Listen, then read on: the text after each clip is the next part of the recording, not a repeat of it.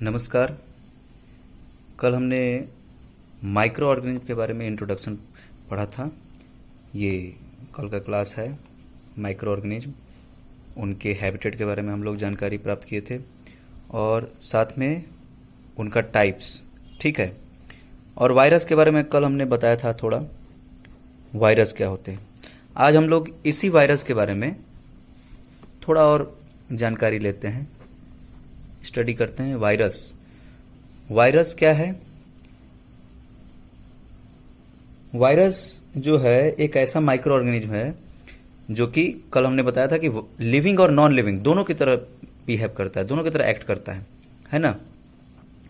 इनका जो स्ट्रक्चर होता है कुछ इस टाइप का होता है।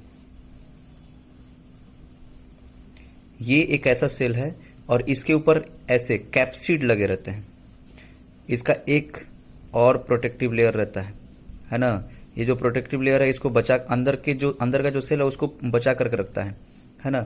और ये कुछ ऐसे कैप्सिड टाइप के लगे रहते हैं, इसको बोलते हैं कैप्सिड, जो कि एब्जॉर्बेंट की तरह काम करता है। आप वो देखे होंगे कोरोना वायरस का जो स्ट्रक्चर है ना, कुछ इस टाइप का ही रहता है ना, ऐसा टाइप का, बाहर बाहर ऐसे कुछ ऐसे निकला हुआ टाइप का ऐसे, है ना। तो ये जो निकला हुआ जो चीज है ये क्या करता है, बाहरी चीजों को पहले सेंस करता है, फिर उसको एब्जॉर्ब करता है। ये बाहरी चीजों को, जो भी हमारा न्यूट्रिएंट है वगैरह जो भी चीज है, तो उसको वो सेंस करेगा, फिर सेंस करके उसको एब्जॉर्ब कर लेगा, है ना। तो कैसे करता है? जैसे कोई भी चीज हम लोग हमारे अंदर अगर ये वायरस है, ये वायरस अगर हमारे अंदर है तो क्या होगा, हम लोग जो भी न्यूट्रिएंट लेंगे, जो भी भोजन पानी लेंगे, तो क्या करेगा, ये उस न्यूट्रिएंट में से जो प्रोटीन है चाहे जो भी कार्बोहाइड्रेट है उसको क्या करेगा, जब सेंस कर लेगा कि भाई ये आया, इसके आसपास अगर आया वो चीज, तो क्या करेगा, ये उसको एब्जॉर्ब करके फिर अंदर भेज देगा। तो अंदर का सेल डेवलप होने लग जाएगा, डेवलप होगा, फिर मल्टीप्लाई होगा करके और बढ़ते जाएगा। तो इसलिए इसका जैसे बॉडी के अंदर आता है तो वायरस का मतलब स्पीड और बढ़ जाता है, रिप्रोडक्शन का स्पीड, ठीक है। तो वायरसेस जो हैं, ये बहुत सारे वायरस जो हैं, मतलब एक तो ये तो बता ही दिया आपको कि लिविंग और नॉन लिविंग दोनों की तरह है। जब ये होस्ट मतलब कोई भी होस्ट प्लांट या फिर एनिमल, होस्ट प्लांट्स या फिर एनिमल्स या फिर कोई भी ऑर्गेनिज्म, अगर होस्ट प्लांट्स एनिमल्स या फिर कोई सा भी ऑर्गेनिज्म के अंदर में अगर रहेगा तो ये लिविंग की तरह एक्ट करेगा, ठीक है। और जब ये आउटसाइड द बॉडी रहेगा तो ये नॉन लिविंग की तरह एक्ट करेगा। ये वायरस का काम है। बॉडी के अगर इनसाइड रहेगा, है ना, इनसाइड होस्ट प्लांट्स एनिमल्स और ऑर्गेनिज्म के बॉडी, है ना, इनसाइड द बॉडी ऑफ, आप लिख सकते हैं इनसाइड द बॉडी ऑफ, अगर इनके बॉडी में अगर रहेगा तो वो लिविंग रहेगा, और अगर आउटसाइड द बॉडी रहेगा तो वो नॉन लिविंग रहेगा, ठीक है। तो अच्छा, दूसरी बात ये है कि बहुत सारे डिजीज जो है, ये बहुत सारे डिजीज करता है। जैसे कॉमन कोल्ड, कौन कौन सा बीमारी है जो इसके कारण होता है, वायरस के कारण? देखिए,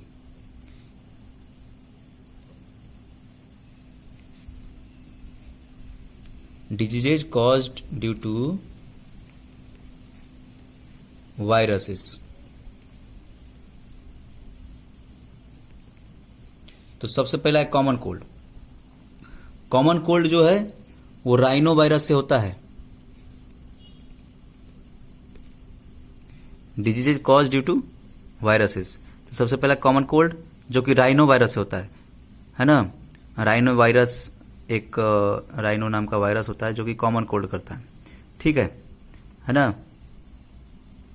उसके बाद इन्फ्लुएंजा है, ये भी एक वायरल डिजीज है। आपको वायरल फीवर होता है, सुने होंगे, है ना, वायरल फीवर हो गया, ठीक है। तो पोलियो हो गया, चिकन पॉक्स हो गया। पोलियो जो है वो पोलियो वायरस से होता है। चिकन पॉक्स जो है उसका नाम है, उसके वायरस का नाम है वैरिसेला जोस्टर। वैरिसेला जोस्टर जो है चिकन पॉक्स करता है, और पोलियो जो है पोलियो वायरस से होता है। रेबीज, ये सब वायरस से होने वाली बीमारियां हैं। रेबीज वायरस से होता है ना, रेबीज वायरस हो गया। फिर उसके बाद आपका एड्स जो है HIV वायरस से होता है ना।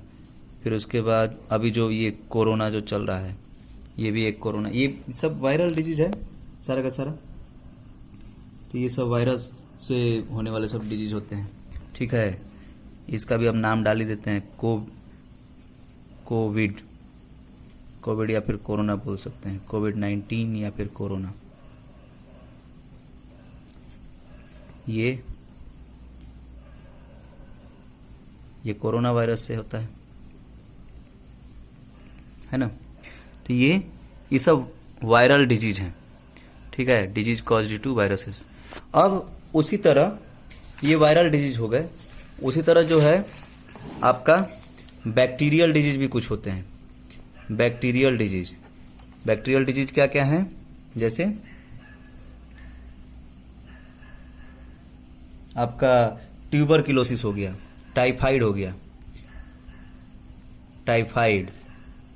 टाइफाइड जो है सैल्मोनेला टाइफी के कारण होता है। सैल्मोनेला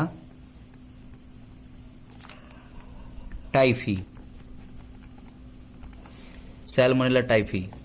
और टीबी जिसको हम लोग ट्यूबरक्लोसिस बोलते हैं। तो ये होता है माइकोबैक्टीरियम ट्यूबरक्लोसिस। तो ये सब बैक्टीरियल डिजीज हैं, ठीक है। माइकोबैक्टीरियम ट्यूबरक्लोसिस, इसके कारण टीबी होता है। फिर उसके बाद कुछ फंगल डिजीज भी होते हैं, प्रोटोजोअन डिजीज भी होते हैं, है ना। प्रोटोजोअल डिजीज जैसे जो प्रोटोजोआ से होता है,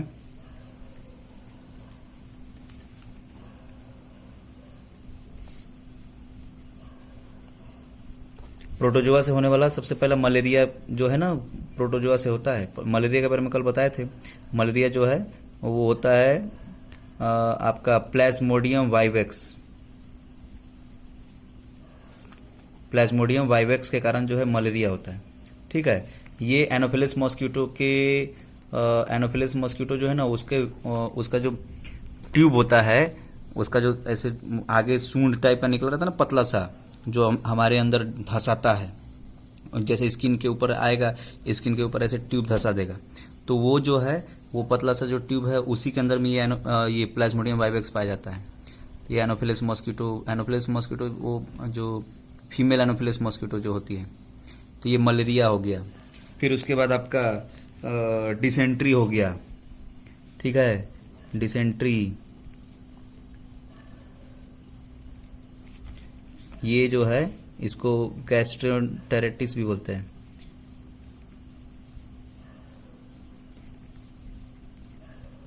गैस्ट्रोएंटेरिटिस है ना, अमीबाइसिस भी बोलते हैं इसको। ये होता है अमीबा के कारण, ठीक है। ये जो है अमीबा होता है, इंटा अमीबा, उसके कारण होता है। ये इंटा अमीबा के कारण डिसेंट्री होता है। तो ये सब कुछ बीमारियां हैं, है ना। और कुछ फंगल डिजीज भी होते हैं। फंगल डिजीज आपको, जैसे फंगल डिजीज में क्या हो गया, जैसे स्किन का जो प्रॉब्लम होता है, स्किन वगैरह का, जैसे आपका स्किन इचिंग जो है ना, इचिंग प्रॉब्लम हो गया, रिंग वर्म हो गया, राउंड रिंग वर्म वगैरह जैसे हो जाता है ना, तो ये सब क्या है, ये फंगल डिजीज है, ठीक है। तो इसके बाद जो आपका ये एल्गी है। एल्गी जनरली, एल्गी से कोई बीमारी उतना तो नहीं होता है, लेकिन जैसे मतलब एल्गी जो है वाटर को पॉल्यूटेड करता है ना। तो हम लोग देखें वायरस का डिजीज, वायरस के कारण कौन कौन सा बीमारी होता है, और वायरस के कारण कौन कौन सा बीमारी होता है। फिर उसके बाद हम लोग देखें बैक्टीरिया के कारण कौन कौन सा बीमारी होता है ना। बैक्टीरिया के कारण कौन कौन सा बीमारी होता है, प्रोटोजोआ के कारण कौन कौन सा होता है, फंजाई के कारण कौन कौन सा होता है। और एल्गी जो है, जनरली एल्गी जो है ना, एल्गी वाटर को पॉल्यूट करता है ना।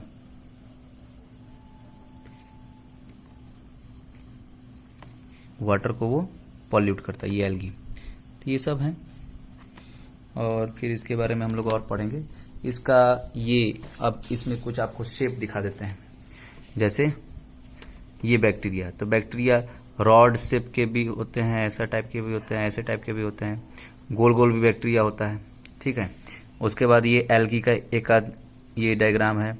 ये क्लैमिडोमोनास और ये स्पाइरोगैरा, ठीक है। तो ये स्पाइरोगैरा ही वो जो काई होता है वो स्पाइरोगैरा रहता है उसमें। अब ये प्रोटोजोआ का एग्जांपल, ये अमीबा। अमीबा का स्ट्रक्चर कोई फिक्स नहीं रहता है, वो कोई सा भी स्ट्रक्चर ले लेता है। आप लोग देखे होंगे बेन 10 में उसका एक अमीबा टाइप का स्ट्रक्चर रहता है, वो जो है मतलब कोई सा भी स्ट्रक्चर लेता है ऐसा टाइप का, है ना। उसका ये न्यूक्लियस है, और ये सब कुछ सेल ऑर्गेनेल्स हैं, है ना। और कोई सा भी फूड को जो है ये ऐसे ही मतलब इसका जो ये जो है ना, ये बाहर बाहर का जो है ना, इसको बोलते हैं स्यूडोपोडिया है ना। स्यूडोपोडिया मतलब, इसका हम एग्जाम्पल आपको इधर लिख देते हैं स्पेलिंग। अमीबा जो है, अमीबा स्यूडोपोडिया इसका ये जो चलने वाला ये जो है ना, ये इस स्यूडोपोडिया कहलाता है। मतलब इसी से ये चलता है। स्यूडो मतलब होता है फॉल्स, और पोडिया मतलब फिट। तो उसका जो ये फिट है वो फॉल्स फिट होता है, मतलब एक्चुअल वो फिट नहीं होता है। ये जो इसका जो ये इसी से चलता है ना, तो ये एक्चुअल थोड़ी है, ये तो फॉल्स फिट है, कहीं भी कैसे भी एडजस्ट हो जाता है। दूसरा है पैरामीशियम। ये पैरामीशियम जो है, इसका देखिए, ध्यान से देखिए, इसमें ऐसा जैसे ऐसे रेसा टाइप का निकला हुआ है ना, बाहर बाहर। तो जो रेसा टाइप का निकला है, इसको बोलते हैं सिलिया, है ना, ठीक है। इसका शेप जैसे चप्पल होता है, उसकी तरह इसका शेप होता है, चप्पल की तरह। और इसका जो रेसा टाइप का निकला है, उसको बोलते हैं सिलिया। इस सिलिया की हेल्प से ही चलता है। इसको बोलते हैं, इसका ये जो अमीबा का जो स्यूडोपोडिया है ना, ये लोकोमोटिव ऑर्गन है। लोकोमोटिव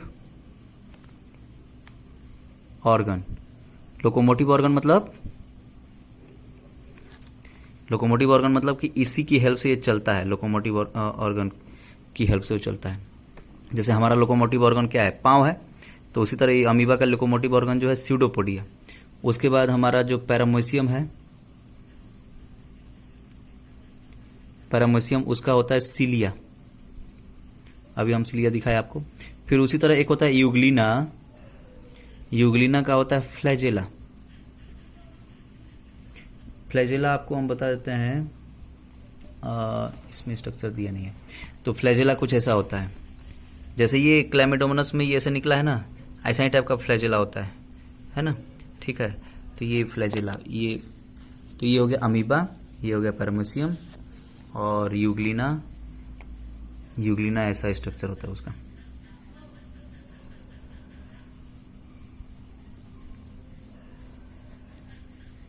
और यहाँ से ऐसा फ्लैजेला ऐसा निकला रहता है, ठीक है।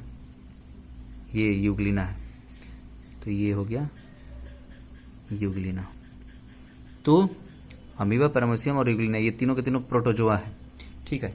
फिर आपका अब ये फंजाई का पिक्चर दिया है। ये ब्रेड मोल्ड, ब्रेड के ऊपर ऐसे मतलब ऐसे निकल जाता है जो, और ये पेनिसिलियम, और ये एस्परगेलिस। और फंजाई में ही वो मशरूम वगैरह जो आते हैं वो सब उसी में आते हैं, सेप्रोट्रॉप में। वो भी एक तरह से फंजाई का ही धीरे धीरे बड़ा रूप हो जाता है, जब बहुत सारे फंजाई जब एक साथ कंबाइन होते होते फिर वो जो है वो मशरूम टाइप का बनता है। तो ये हो गया आपका पांचों के बारे में, फिर उसके बारे में और हम लोग पढ़ेंगे। ओके, नमस्कार, थैंक यू। इसके नोट्स आप लोग बना लीजिएगा। इसका पिक्चर भेज देते हैं।